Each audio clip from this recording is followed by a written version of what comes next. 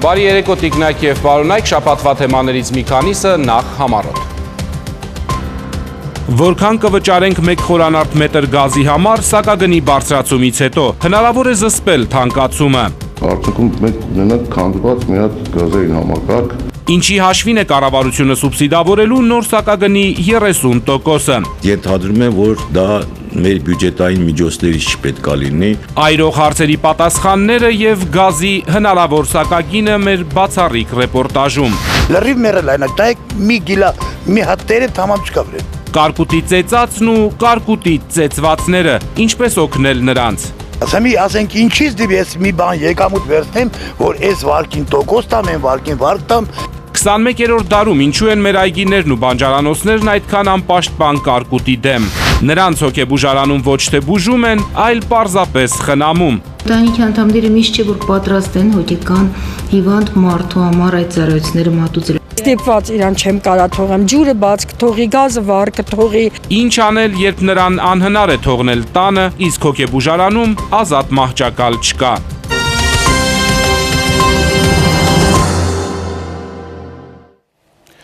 Եվ այսպես շաբաթվա թեմաներից ամենակրակոտը սպասվում է գազի թանկացում։ Անցնող շաբաթ հայտնի դարձավ, որ Հայրուսգազարդը հանրային ծառայությունները կարգավորող հանձնաժողովին առաջարկում է 67%-ով բարձրացնել գազի սակագինը։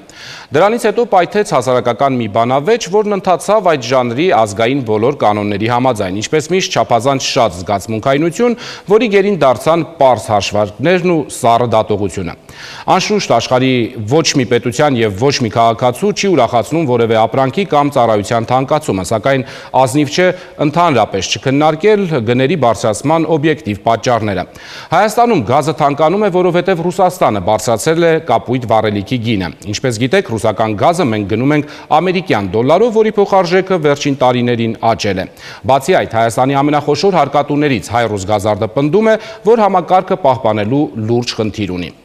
Եվ այսպես փորձենք գազի սպասվող թանկացման հարցը մի պահ դուրս բերել աշխարհաքաղաքական կրքոտ վերլուծությունների ճիրաններից եւ հասկանալ, թե սակագնի բարձրացումից հետո որքան ենք վճարելու գազի համար։ Մեր տնտեսական լրագրողների հաշվարկի համաձայն 1 խորանարդ մետրը այսօրվա 132 դրամի փոխարեն կարժենա 165 դրամ, այսինքն բնակիչներիս համար գազը կթանկանա 25%-ով։ Այս հաշվարկն անելիս հաշվի ենք առել տնտեսագիտական մի շարք նրբություններ եւ ամենագլխավորը այն, որ կառավարությունը 30%-ով սուբսիդավորելու է նոր սակագինը։ Ընդ որում այդ փոխհատուցումը ամենայն հավանականությամբ պետբյուջեի հաշվին չի լինելու։ Մանրամասները Աննա Բալյանի ռեպորտաժում։ Թեյնիկն ու կաթսան տիկին Սուսանի գազօջախից չեն իջնում, գազով է աշխատում նաև նրա տաք ջրի ու ջեռուցման համակարգը։ Ամառը լինում է 15,000 միայն գազը, ձմռանը լինում է 30,000։ Հեռուստացույցն ու հարևաններն ասել են գազը թանկանալու է, լսել է նաև վարչապետի խոստումը։ Կառավարությունը 30%-ով սուբսիդավորելու է գազի սակագին։ Սոցիալապես անապահով ընտանիքները ստանալու են օժանդակություն։ 1 խորանարդ մետր գազի դիմաց այժմ վճարում ենք 132 դրամ։ Սա հաշվարկվել է 2010 թվականին, երբ ռուսական գազի 1000 խորանարդ մետրը Հայաստանի սահմանին էր հասնում $180, իսկ դոլարի փոխարժեքը 386 դրամ էր։ Այժմ թանկացել է թե գազը, թե դոլարը։ Սահմանին գազի գինը դարձել է $270, իսկ դոլարինը 416 դրամ։ Եթե գազի գինը բարձրանում է, դա նշանակում է, որ նաև պետք է փոխվի վաճառքի գինը։ Կառավարությունը սուբսիդավորելու է $270-ի 30%-ը։ Այդ գումարը սակայն հարկատուների գրպանից վերցնել չի ուզում, այլ խողովակներ է փնտրում։ Ինչ մեխանիզմներով, որ ֆինանսական աղբյուրներով դեռևս հայտնի չէ, այդ մասը ճշգրտվում է ռուսական կողմի հետ։ Ենթադրում եմ, որ դա մեր բյուջետային միջոցներից չպետք է լինի։ Գազը սահմանից մինչև մեր բնակարանները հասցնելու ծախսը Հայրուսգազարդը հաշվել է $90։ Դա էլ առաջարկում է ավելացնել սահմանին հաստատված գնին։ Եթե գազի գինը, ասենք թե իջավ, թող մնացած թե 30% անեցին 270-ից այդ մնացած $189 եթե մնաց, դա նշանակելու որ մենք այդ մեր $90 կգանք դրա վրա։ Մենք առաջարկել ենք եղած գազի գնի վրա $90 ավելացնենք մեր տարիքները հոգալու համար։ Դոլարը դրամի վերածելով կատարել ենք սեփական հաշվարկը, ինչ գումար է վճարելու քաղաքացին գազի դիմաց։ 1 խորանարդ մետրը սահմանին մոտ 112 դրամ է։ Մինչև քաղաքացուն հասնելը Հայրուզ Գազարդի առաջարկով դա պետք է դառնար 221 դրամ։ 30% սուբսիդիան հանած ստացվում է մոտավորապես 165 դրամ 1 խորանարդ մետր գազի դիմաց։ Այսինքն, մեր հաշվարկով կառավարության միջամտության շնորհիվ գազի գինը նախկին 132 դրամից կթանկանա ոչ թե 67%-ով, այլ մոտավորապես 25%-ով։ 165 դրամը սակայն վերջնական թիվը չէ, հնարավոր է գազի գինն ավելի ցածր սահմանվի։ Հանրային ծառայությունները կարգավորող հանձնաժողովը 90 օր ունի թանկացման առաջարկի հիմնավորումներն ուսումնասիրելու համար։ Հարցի կարևորությունը հաշվի առնելով փաստաթղթերը կուսումնասիրվեն արագացված կարգով։ Մոտ 7 օրվա ընթացքում կունենանք որոշակի պատկեր։ Մենք աշխատենք նաև ոչ աշխատանքային օրերին, որպեսզի հնարավորինս շուտ անենք, որովհետև ուշացնելու դեպքում այն սակագինը, որը արդեն սահմանի վրա հաստատված է, ամեն մի օր ուշացնելու դեպքում Հայրուզ Գազարդը ուղղակի վնասներ կկրի։ Հայրուզ Գազարդը ստիպված է գնում այս քայլին, հավատացնում են ընկերությունում։ Եթե դուք մեքենա են գնում, մենք ինչ ենք անում, մենք գիտենք, որ 5000 կիլոմետր մեկ յուղը պետք է փոխել, յուղի ֆիլտրը պետք է փոխել, հավադողերը պետք է ինչ-որ փչել, այսինքն պետք է դա սպասարկել։ Մենք ի վիճակի չենք եղել գումարներով սպասարկելու։ 3 տարից ավելի մենք խողովակները չենք ներկում։ Նորմատիվների համաձայն ամեն տարի խողովակների 20%-ը պետք է ներկվեր։ Դրանց մոտ 1300 կիլոմետրը 40 տարվա վաղեմություն ունի, այնինչ 30 տարուց ինչ պետք է լիներ։ Բացի այս փոխվել է դոլար-դրամ հարաբերակցությունը։ Հայրուզ Գազարդն այս տարիներին 15 միլիարդ դրամի ներդրում է կատարել, որը ակտիվների վրա չի ավելացվել։ Եկամտահարկի մասին օրենքի ընդունումից հետո հարկվող գումարն ավելացել է, աշխատավարձերը մնացել են նույնը, միջինը 100,000 դրամ։ Որակյալ կադրերն սկսել են հեռանալ ընկերությունից։ Վերջերս լսում եմ, որ Հայրուզ Գազարդը ունի գերշահույթներ։ Ուզում եմ հարցնել, դուք երբևէ մի անգամ Հայրուզ Գազարդի բալանսը նայել եք։ Կարող եք մաթեմատիկություն անել մի անգամ գոնե ոչ թե գերշահույթ։ Երբ վերջի անգամ Հայրուզ Գազարդը շահույթ ստացել։ Այդ թյուր կարծիքը, որ կա, որ Հայրուզ Գազարդը գերշահույթներով է աշխատում, ես ուզում եմ միանգամից ասեմ, որ դա այդպես չի։ Հատկապես վերջի 3 տարիներին, երբ դոլար-դրամի փոխարժեքը միանգամից կտրուկ բարձրացավ, արդեն ինքը սկսեց այն շահութաբերության նորման, որ մենք նախատեսել ենք 8%-ը հարկումից հետո, դա արդեն կրկնակի նվազեց։ Հանրային ծառայությունները կարգավորող հանձնաժողովը իր նախաձեռնությամբ նաև էլեկտրաէներգիայի սակագների վերանայման գործընթաց է սկսել։ Ջերմաէլեկտրականների էներգակիրը գազն է։ Սա շղթայական ռեակցիայով կարող է ազդել նաև ջրային համակարգի ընկերությունների ծառայությունների գնի վրա։ Այս առումով էլեկտրոէներգիայի սակագնի վերանայումը նույնպես դարձել է հրամայական։ Գազի թանկանալու դեպքում անգամ Հայաստանը տարածաշրջանում կշարունակի լինել գազի ամենաէժան գինն ունեցող երկրներից։ Սա ըստ Ռոբերտ Նազարյանի վերլուծության։ Եթե մեր երկրում 1 խորանարդ մետր գազը բնակիչներին վաճառվում է 132 դրամով, ապա Մոլդովայում 210 դրամին համարժեք է, Սլովակիայում 289, Բուլղարիայում 291։ Տնտեսվարող սուբյեկտներին վաճառվող գազը Հայաստանում 100 դրամ է, Վրաստանում 116, Ուկրաինայում 239, Մոլդովայում 191, Սլովակիայում 289, Բուլղարիայում 229 դրամ։ Աննա Բալյան, Հայրփի Միքայելյան, Նարեկ Եղիազարյան, ժամը լրատվական։ Մեր հաջորդ թեման կարկուտի ծեծածն ու կարկուտի ծեծվածները ինչպես օգնել հողագործներին, որոնց ամբողջ տարվա չարչարանքը մի քանի րոպեում կարկուտը տարավ։ Անցած կիրակի կարկտահարությունից ամենաշատը տուժել են Հայաստանի ամենաբերի հողերը Արմավիրի մարզում։ 43 գյուղերի 17,000 հեկտար այգի ու ցանքատարածություն կարկուտը ավիրել է։ Գյուղնախարարությունը դեռ հաշվում է վնասի չափը եւ թե սպասվող բերքից որքանն են կորցրել, պարզ կլինի հավանաբար արդեն եկող շաբաթ։ Սառցե գնդիկների հարվածից տուժած այգիներից առատ բերքի հույս չկա, սակայն բանջարանոցներն ու արտերը դեռ հնարավոր է վերականգնել։ Կառավարությունը տուժածներին խոստացել է սածիլ ու սերմացու, ինչպես նաև պարարտանյութ եւ վառելիք։ Օգնության հասցեատերը կլինեն միայն սոցիալապես անապահովները։ Սա հուսահատ գյուղացիներին կարող էր ուրախացնել, եթե միայն չլինեին վարկերը։ Արմավիրի միայն մեկ գյուղում բնակիչները ավելի քան 200 միլիոն դրամի վարկ ունեն, պատմում է Ազնիվ Կարապետյանը։ Այս ամբողջը սենց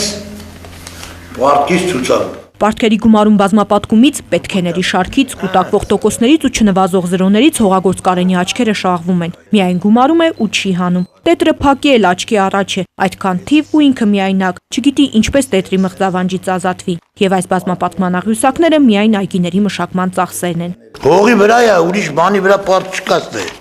Էսի հողի տետրն է։ 3 բանկից ուղիղ 3 միլիոն դրամի վարկ է վերցրել։ Ամսական 40,000 դրամից ավելի միայն տոկոս է վճարում։ Միակ մտածմունքը հիմա պարտքի բեռը գոնե թեթևացնելն է։ Ուղիներ է փնտրում ու չի գտնում։ Սերմին, սացիլին, ցելապունին,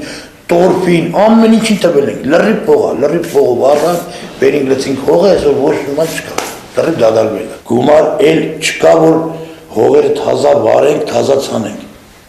Այդ տոկոսներն էլ չգիտեն մենք որտից դիմի ստեղծենք։ Այս տարի լավ բերքի էր սպասում, մտածում էր կհաջողվի վարկերից ազատվել, բայց կարկուտը չխնայեց։ 2011-ին էլ Արաքս համայնքում ուժեղ կարկտահարությունը խաղողի ու պտղատու այգիները վնասեց 100%-ով։ Կարենն էլ համագյուղացիների նման բերքից ձեռնունայն մնաց։ 2 տարի անց դեռ նոր էր ոտքի կանգնել։ Կուտակված պարտքերը փակելու հույսը բերքն էր, հույսը կտրողը նորից կարկուտը։ Այդ ամբողջ պարտքերը մնաց մեր վրա։ Մյուս այն վարկից վերցնում ենք, այս վարկն ենք տալեմ, այս վարկից վերցնում ենք, այն վարկն ենք տալեմ, ասես վարկը կռուկով պրծրինք։ Հա տոկոս ենք վճարում, հա վարկ ենք վճարում, հա տոկոս, հա վարկ։ Մայիսի կեսն է, բայց 3000 հեկտար խաղողի այգի հիմա միայն էտելու համար է գալիս։ Տարիներ առաջ այգուց 10-15 տոննա խաղող էր քաղում։ Հիմա դառնացած է, նույնիսկ տերև չի մնացել։ Լրիվ մեռել այն, տայեք մի գիլա, մի հատ տերև թամամ չկա վրեն։ Դեմի ասենք ինչից դիպ ես մի բան եկամուտ վերցնեմ, որ այս վարկին տոկոս տամ, այն վարկին վարկ տամ, այնտեղ պարարտանուց վերցնեմ, որ գոնե կարանամ իմ գոյությունն էլ պաշտպանեմ։ Արաքս համայնքում ով այգի ուներ Կարենի բախտակիցն է։ Բերքը չտեսած կորցրել են։ 750 հեկտար ցանքատարածությունից 628-ն այստեղ ամբողջությամբ վնասվել է։ 8000 մետր պամիդոր էր։ Հիմա ոչ մի հատիկ, գոնե մի հատիկ ես տեսնեմ չկա։ Կարկուտից հետո բոստանային կուլտուրաները կարելի է նորից ցանել, բայց գյուղացու ձեռքին ոչ սացիլի, ոչ էլ սերմնացուի փող չի մնացել։ Սալարկի փող էլ չունենք։ Դե ցանկ սանեմ։ Այդտեղ գալիս է վարունգ կամ եմիշ, ծմերուկ տես բաներ։ Խնդրում ենք կառավարությունից, մեր պետությունից, գոնե մեզ պարադանուտ, ասենք սայլարկա, տես բաներով օգնեն, գոնե մենք մի քիչ ոտքի կանգնենք։ Սերմնացուն, սացիլը, դիզվառելիքն ու պարարտանյութը գյուղնախարարությունը կտա, գործադիրը գյուղացուն այս ձևով կօգնի։ Առաջիկա 4-5 օրերի ընթացքում եգիպտացորենի արևածաղկի եւ արվույտի սերմացուներ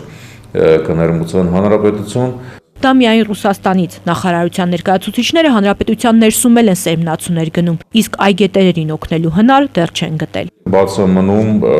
տուժած խաղողագործների եւ պտղաբույծների խնդիրը։ Գյուղնախարարությունում ամբողջ շաբաթ լարված աշխատել են, բայց վնասի չափը դեռ չեն հաշվել։ Ասում են տուժած 43 համայնքներում հանձնաժողովները վերջին տվյալներն են ամփոփում։ Կարծում եմ մենք 2 շաբթի օրը կունենանք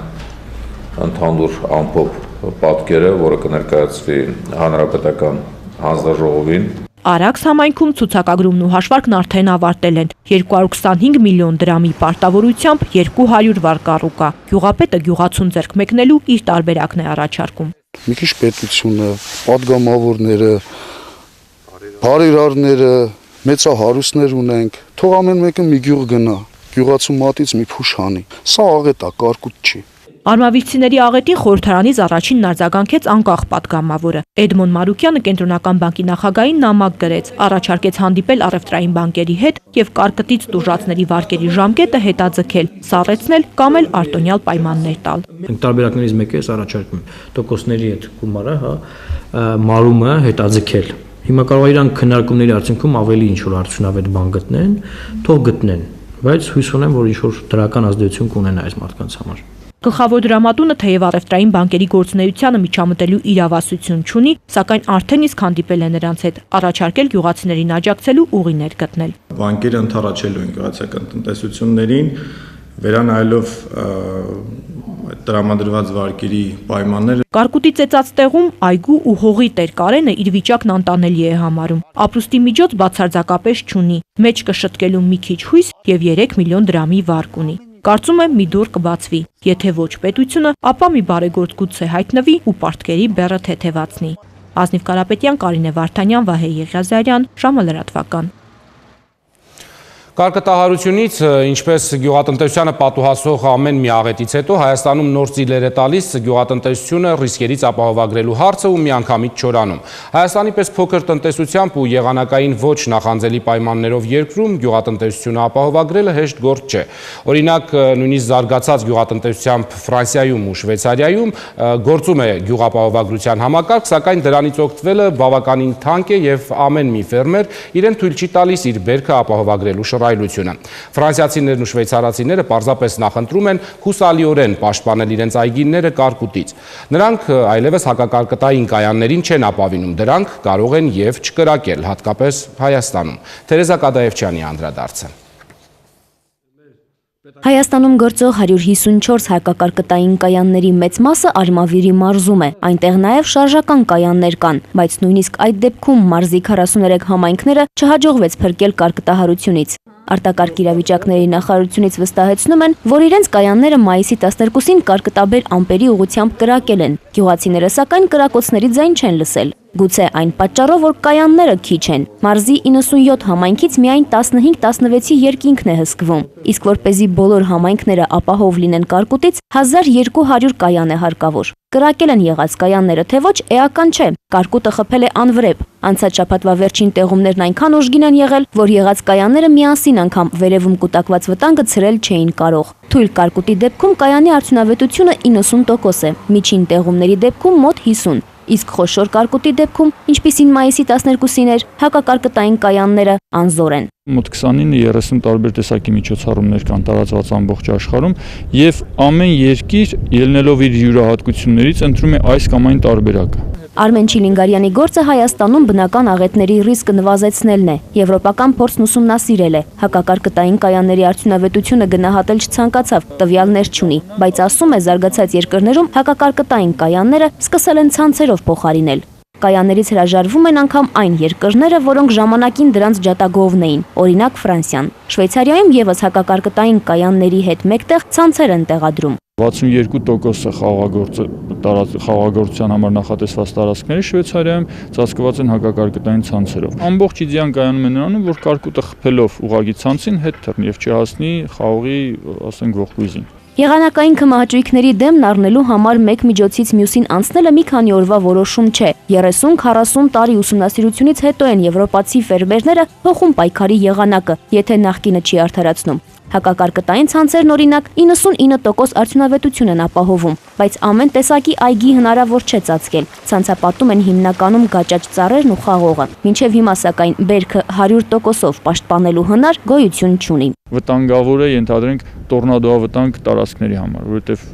կարող է փաթաթել եւ ամբողջ շարքը ենթադրենք իր հետ քանդել տանել։ Հակակարկտային ցանցերի արդյունավետությունը ստուգելու փորձ արվում է նաեւ Հայաստանում։ Տավուշի եւ Սյունիքի մի քանի համայնքներում ՄԱԿ-ի զարգացման ծրագիրը արտակարգ իրավիճակների նախարարության հետ համատեղ կարկուտի հարվածն իր վրա վերցնող իտալական ցանցեր են տեղադրել։ Դրանք նպատակին կծառայեն 15 տարի։ Ընտրվել են կարկտահարությունից հաճախ տուժող համայնքներ։ Այգեհովիցի Յուրի Վարդանյանը այն սակավաթիվ գյուղացիներից է, որը համաձայնել է իր խաղողի այգին ցանցով պատել։ Անցյալ տարվա բերքը սպասվածից քիչ էր, եղանակը լավը չէր։ Հիմա սպասում է հերթական կարկուտին, որ ստուգի ցանցի արդյունավետությունը։ Ստացել են մեր նախանցյալ տարի 10 տոննա, անցյալ տարի մի 6 տոննա է սահմանել, որովհետև եղանական բարենպաստեր հոտեց։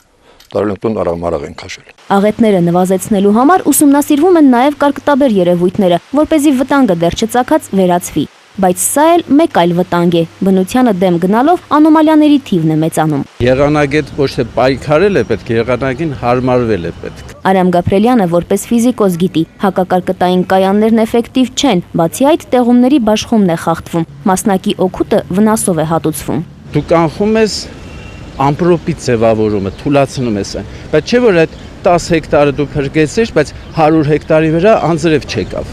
Առաջարկում է կիրառել բնության անվնաս միջազգային փորձը, գյուղատնտեսությունը ապահովագրել կլիմայական աղետներից։ Պետք է համակարգը փոխել, գյուղացուն բնության հասցրած վնասի դիմաց վճարել, որ եթե բերքը տուժի, հողագործը ձեռնունայն չմնա։ Թերեզա Կադաևչյան, Նաիրա Խաչիկյան, Նարեկ Եղիազարյան, ժամը լրատվական։ Իդեպ օդերևութաբանները ասում էին, որ այսօր էլ հանրապետության որոշ շրջաններում հնարավոր է կարկուտ լինի։ Մայրաքաղաքում կեսօրից հետո հորդառատ անձրևը հեղեղել էր փողոցները, դժվարացնելով տրանսպորտի և հետիոտների երթևեկությունը։ Նրանց հոգեկան աշխարհում խառնաշփոթ է հիվանդ են, բայց տարվա մեջ 1-2 բուժման կուրս անցնելուց հետո նրանք կարող են ապրել մեր կողքին։ Մինչդեռ Հայաստանում նրանք դատապարտված են մեկուսանալ հոգեբուժարանի հիվանդասենյակներում։ Մասնագետներն ասում են, որ այսօր Հայաստանի հոգեբուժարաններում գրանցված մոտ 45,000 հիվանդների կեսը կարող է ապրել ընտանիքներում հարազատների հետ եւ նույնիսկ ինքնուրույն։ Սակայն անառողջ հոգով հարազատին խնամելու ժամանակ ու միջոցներ բոլոր ընտանիքները չունեն եւ շատերը ստիպված են իրենց հորը, եղբորը, քրոջը թողնել հիվանդանոցներում։ Այն դեպքում, երբ ինչպես արդեն ասացի, նրանք բժշկի մշտական հսկողության կարիք ամենևին չունեն։ Այդ մարդկանց կյանքը փոխելու համար Հայաստանում որոշել են ստեղծել խնամքի կենտրոններ, որոնք կգործեն մոտավորապես մանկապարտեզի օրինակով։ Աննա Գրիգորյանն է պատմում։ Հրանտն արդեն 10 տարի է բուժվում է Նորքի հոգեբուժարանում։ Տարին 2 անգամ գալիս է ու մոտ 1 ամիս անց դուրս գրվում։ Հրանտի մայրն ասում է, առանց իրար ապրել չեն կարող, բայց եթե խնամքի կենտրոններ լինեին, Հրանտը գոնե օրվա մի մասն այնտեղ կանցկացներ, ինքն էլ կկարողանար զբաղվել նաև իր բուժմամբ եւ առհասարակ առօրյա խնդիրներով։ Հիմա Հրանտին տանը մենակ թողնել տիկին Ջուլիետան չի համարձակվում։ Ես ստիպված իրան չեմ կարա թողեմ, ջուրը բաց կթողի, գազը վառ կթողի, առանց հասկանալու վնաս կտա։ Տարիների փորձը ցույց է տալիս, որ հոգեկան խնդիրներ ունեցող մարդկանց զգալի մասը բուժման մի քանի կուրս ստանալուց հետո հետագա բուժման կարիք չունի։ Անբուժելի հիվանդներին հարկավոր է խնամել, ինքնասպասարկման հմտությունները զարգացնել եւ որոշ տարրական ունակություններ սովորել։ Սակայն նրանցից շատերը կամ պատրաստ չեն ապրելու ընտանիքում ու հասարակության մեջ, կամ էլ հարազատներն են հրաժարվում, եւ խնամքի կարիք ունեցողները նորից հայտնվում են հոգեբուժարանում։ Հոգեբուժական մահճակալների 50%-ից ավելին զբաղեցնում են խնամքի հիվանդները։ Եվ այսօրվա վիճակով հիվանդներին հիվանդանոցից հանելը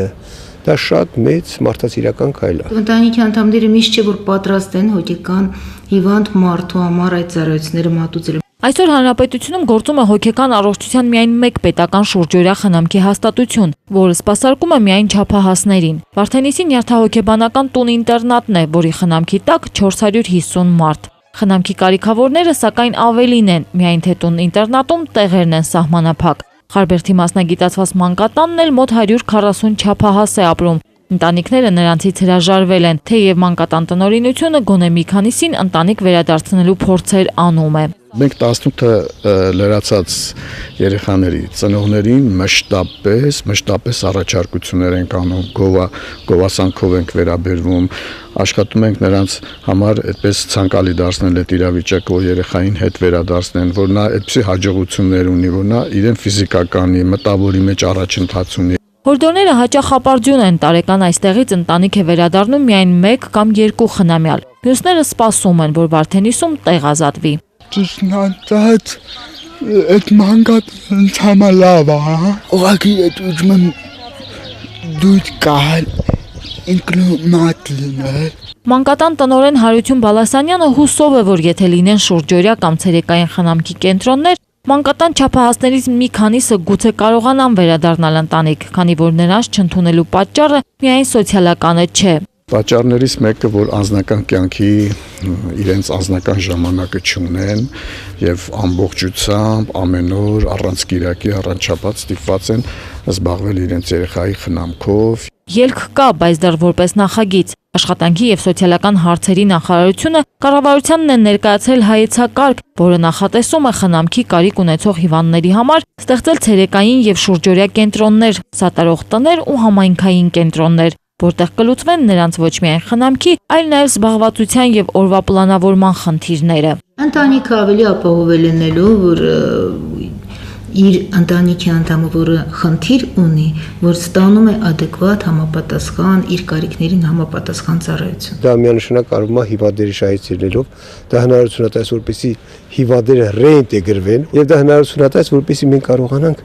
հիվանդներին դարձնել լիարժեք անդամ մեր հանրության։ Բոլոր այդ կենտրոններում պլանավորվում են ստեղծել ընտանեկանին մոտ պայմաններ, որ հիվանդն իրեն լիարժեք զգա եւ հնարավորինս ինքնուրույն դառնա։ Զբաղվածության կենտրոններում ըստ նախասիրությունների կգործեն նաեւ խմբակներ։ Կարու ձևով ազբաղվում, մեկը նարդի է խաղում։ Պատկերացեք, մեկը նկարում է, բայց իրենք զգում են զբաղված են լինում, եւ իրենք զգում են ինչ որ իրենք հանրության էլ են պիտանի, իրանք էլ են պիտանի։ Այստեղ կբացառվի մարդկանց մեկուսացումը, հիվանդները հիմնականում կամավոր կգան ու ազատ ելումուտ կունենան։ մարդը, որը միայն խնամքի կարիք ունի, որ մարդը, որը կարող է դուրս գալ հանրության մեջ եւ կարող է իր տեղը գտնել, չնայած տարապում հոգեկան հիվանդության,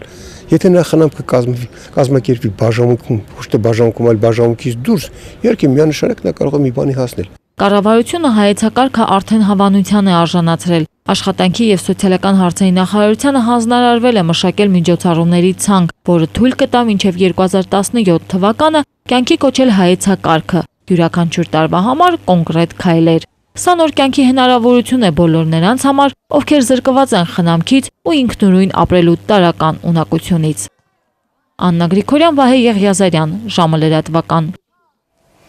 Իդեպ ուսումնասիրությունները պարզել են, որ յուրաքանչյուր 4-րդ մարդը կյանքում գոնե մեկ անգամ հոգեկան առողջության հետ կապված խնդիր է ունենում։ Որքան էլ տարօրինակ է, շատ երեխաներ ունեցող ընտանիքներում ավելի քիչ են կոնֆլիկտներ լինում։ Այս եզրակացությանն են հանգել ամուսնալուծությունների պատճառներն ուսումնասիրող հոգեբանները։ Անցնող շաբաթ Հայաստանն աշխարհի հետ նշեց ընտանիքի միջազգային օրը։ Մեր երկրում մոտ 10 տարվա պատմություն ունեցող այս տոնը բավական համեստ է անցնում եւ ամենահիշվողը մնում է տոնական օրը հնչող վիճակագրությունը, թե վերջին 1 տարվա ընթացքում քանի ընտանիք կազմվեց ու քանիսը քանդվեց։ Հայաստանում, ինչպես աշխարհի շատ պետություններում, ամուսնությունները պակասում են, ամուսնալուծություններն ավելանում։ Մեր հաջորդ պատմության հերոսուհին գիտի ընտանիքն ամուր պահելու գաղտնիքները։ Նա 106 տարեկան է, մի մեծ գերդաստանի համերաշխության երաշխավոր, պատմում է Ցոլինե Միքայելյանը։ Վերգուշ կամ ինչպես տանեցիներն են ասում Օգուշտատը 1 դարից 6 տարի էլ ավելի է այս աշխարհում։ Ասում է ամենահարուստ կինն է, 106 տարվա մեջ 10 երեխա, 16 թոռ, 26 ծոռ ու 8 թոռի թոռ է տեսել։ Մի ամբողջ տոհմածառ, որ ժամանակին միասին էր ապրում։ 8-10 տան որ ես մի հայատի մեջ։ Մի հատ լավ մեր համար հանգիստ, լավ ապրելի։ Օհանավանցի կուլակի աղջիկը 35 տարեկանում է կորցրել ծնողներին ու եղբայրներին։ Եթե չլինեին աքսորն ու պատերազմը, գուցե նրանք էլ երկար ապրեին։ Ամուր ու սիրով ընտանիքի ավանդույթները տիկին Օգուշը նաև իր տուն է բերել։ Ասում է, անհամաձայնություններ եղել են, բայց օտար աչքից հեռու։ Ոչ ոք չպարտել թե իմ տունը մի հատ է, զուչի։ Օգուշտատն իր բաժին կյանքը սիրում, միայն թե չընդհատվող տարիներից է դժգոհում, երկար ապրելուց ամաչում է, 4 զավակ է հողին հանձնել։ Հիմա ծոռների ու նրանց երեխաների մեջ է ուրախություն գտնում։ Երբ բոլորը հավաքվում են շուրջը, երկար կյանքը իմաստավորվում է, այդպես սակայն հազվադեպ է լինում։ Որ ամուսնացան, որ տողին գնացին, իրաց տնողները միացան, որ ես մնացինք տարձեք։ Նույնիսկ այս տարիքում Արագածոտնի ամենատարեց կինը դադար չի առնում։ Երեխաներն ու թոռները հորդորում են, որ վայելի վաստակած հանգիստը, բայց նա տարիների ծանրությունից ուժը չի կորցրել։ Ցախ է կոտրում, տնային գործեր անում, խնամում փոքրիկ այգին, առանց ակնոցի ասեղ է թելում ու գործում։ Կարեմ անեմ, ամեն ինչ անեմ։ Ինչ կա կորձեմ, մլավով, չանգալով, հելունով, բանով։ Անես պանդել եմ կորձես, ակտմեն, ստամեմ։ Հայրենական պատերազմի տարիներին հարյուրավոր զույգ գուլպաներ է գործել ու ֆրոնտ ուղարկել։ 50 տարի անց դրա համար նույնիսկ մեդալ է ստացել։ Հպարտանալու էլի պատճառ ունի։ 106 տարվա ընթացքում երբեք բժշկի չի դիմել։ Մի քիչ լսողությունն է վատ, բայց չի նեղվում։ Նորությունների տարիքն անցել է։ Առողջության ու երկարակեցության հատուկ գաղտնիք չունի, ասում է մաքուր մտքերն են օգնել երկար ապրել։ Ես ոնց երեխուն եմ անում, ոչ մի բանի, ոչ հարևանի, ոչ մեկի լավությունից պասի վատ բան ես չեմ արշար, ես 100 տարվա ընթացքում։ Հեռուստացույց հազվադեպ է նայում, բայց հետևում է աշխարհի անց ու դարձին, գործերից ազատ ժամանակ աղոթում ու օրհնում է մեծ ու փոքրին։ 1 դարից ավելի կյանք է ապրել, բայց մի օրն էլ չի ուզում վատնել դժգոհելու վրա։ Ցոլինե Միքայելյան, Հայարփի Միքայելյան, ժամը լրատվական։ Օրվա հոբելյարը Լուիս Սիմոն Մանուկյան հայտնի բարերարը դարձավ 80 տարեկան։ Նախագահ Սերժ Սարգսյանը իր եւ ամբողջ հայ ժողովրդի անունից ջերմորեն շնորհավորել է ազգային բարերարին, մաղթել առողջություն, երկար տարիների երջանիկ կյանք։ Պետության ղեկավարը շնորհավորական ուղերձում գրում է, մեջբերում է. Դուք փայլուն շարունակողն եք բարեգործության այն լավագույն ավանդույթների, որոնք եղել են եւ կան հայ իրականության մեջ։ Տարբեր ժամանակներում եւ պայմաններում դուք կարողացել եք ստանձնել պատասխանատվություն եւ իրականացնել ազգանպաստ եւ հայրենանվեր ծրագրեր։ Ձեր ծանրակշիռ հանձնառություններով, տևական եւ արգասաբեր գործունեությամբ արժանիորեն վաստակել եք մեծ հեղինակություն թե հայրենիքում, թե Սփյուռքում, մեջբերման ավարտը։ Եվ լրատվական շաբաթն ավարտվում է Եվրատեսիլի շուրջ սրտակեղեկ հոգեմաշ քննարկումներով։ Երգի համաեվրոպական մրցույթում Հայաստանը ցույց տվեց մինչև օրս իր ամենացածր արդյունքը հայտնվելով 18-րդ հորիզոնականում։ Չնայած Եվրատեսիլի հայ երկրպագուներն ասում են, որ Դորյանց խումբը լավ ելույթ ունեցավ։ Շատերը սակայն քննադատում են երգի ընտրությունը եւ շոուի բացակայությունը։ Ոմանք տարակուսում են, ոմանք նյարդայնանում, որ Հայաստանի օգտին շատ ձայներ չեկան այն երկրներից, որոնք ավանդաբար բարձր միավորներ են տալիս մեզ։ Եվրատեսիլի հայ հանդիսատեսների մի մասն էլ արդեն հասրել է պարզել, որ Ադրբեջանի ներկայացուցիչը երկրորդ տեղը գրավել է բացառապես նավթադոլարների շնորհիվ, եւ քչերն են, որ շնորհավորում են մրցույթում հաղթած Դանիային։ Մի խոսքով եվրոպական դավաճաններին, կաշառակերներին, նավթախումներին մերկացնելու հայատեսիլ ազգային ռազմահայրենասիրական աշխարհաքաղաքական մրցույթը հայտարարվում է բացված։ Դուք դիտում եք Կիրակնորյա ժամը լրատվականը, շնորհակալություն ուշադրության համար, ցտեսություն եւ ամենայն բարիք։